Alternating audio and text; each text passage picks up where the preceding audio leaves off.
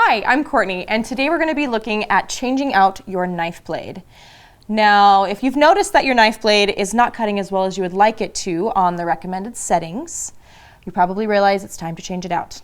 And the reason why you need to change it out is because knife blades do a lot of work. They have to cut through really dense materials at higher pressure settings, so they're not going to last as long as your fine point blade or your deep cut blade. So, to make your life easier, we have a knife blade kit.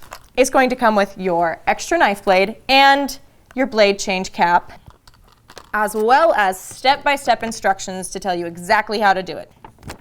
Also, an online resource to show you all the different ways to use the knife blade and other fun tips and tricks. So, this is what your knife blade looks like when you receive it. We call it a drive housing. You have your drive housing, your protective cap, and it comes pre-installed with your knife blade.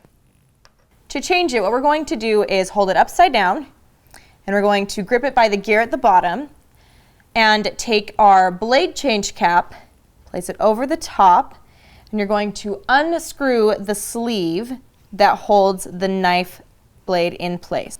We're then going to slide out the old blade. We're going to take the replacement blade out of its sleeve. And what you're going to do is find the notch in the opening of the housing, and you're going to line it up with the coinciding notch on your new blade. You're going to go ahead and just drop that new knife blade into the housing, again holding it vertically, letting gravity do its job to put it in its proper place. We're going to take that cap and replace the sleeve.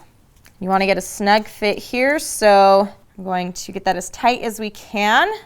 Take off the cap, and now you can either put the protective cap back on or put the drive housing back into the machine to continue cutting.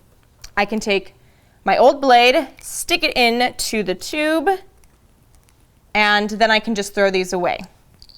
And that's how easy it is to change your blade out and to continue making fun and amazing projects. Bye.